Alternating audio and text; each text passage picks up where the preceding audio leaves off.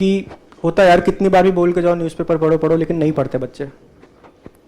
तो पहला फ़ायदा तो यार सबसे इंपॉर्टेंट जो फ़ायदा होता है ना, वो ये होता है कि आपका ना एक किसी टॉपिक को लेके अंडरस्टैंडिंग बहुत अच्छा हो जाता है।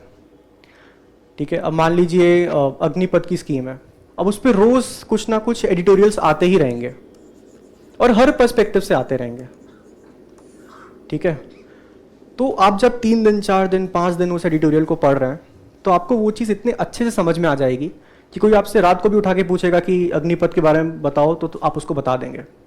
अब यही मान लीजिए आपने मैगजीन पढ़ ली न्यूज़पेपर छोड़ के, ठीक है, आप तो फिर क्या होगा कि चलो ठीक है, उस समय आपने पढ़ा, पहली बात तो उसमें सारी इन्फॉर्मेशन नहीं होगी, उसमें एक पेज में सब कुछ समराइज करना होगा, तो आपके पास बस उसमें कुछ पॉइंट्स रह जाएंगे आपके पास।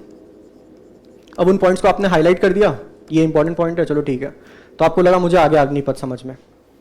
अब फिर क्या होता है, जब एग्जाम आता है तब बहुत सारी मैगजीन हो जाती हैं, ऐसे पूरा स्टैक बन जाएगा मैगजीन्स का।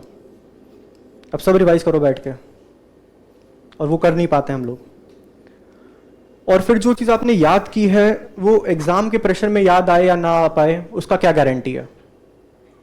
लेकिन जो चीज़ आपने समझी हुई है, जो आपने इतना पढ़ा है that it has been ingrained in your understanding, in your brain, तो वो कोई भी आपसे पूछ लेगा आप उसके बारे में बता देंगे। और जैसे क्या होता है ना कि मेंस में आपकी अंडरस्टैंडिंग चेक की जाती है आंसर्स लिखवा के, तो अगर आपकी नॉलेज इतनी डिस्टिल्ड है कि आपको सिर्फ कुछ कुछ पॉइंट्स पता है कुछ चीज़ों को लेके, तो आप उस चीज़ को सही से एक्सप्लेन नहीं कर पाएंगे उस आंसर में, और वो एग्जामिनर समझ जाएगा that you are beating around the bush. तो इसीलिए न्यूज़पेपर सबसे इंपॉर्टेंट है, और यार नॉन नेगोशिएबल है, मतलब पढ़ लो, रिक्वेस्ट है यार, एक तो पढ़ ही लो।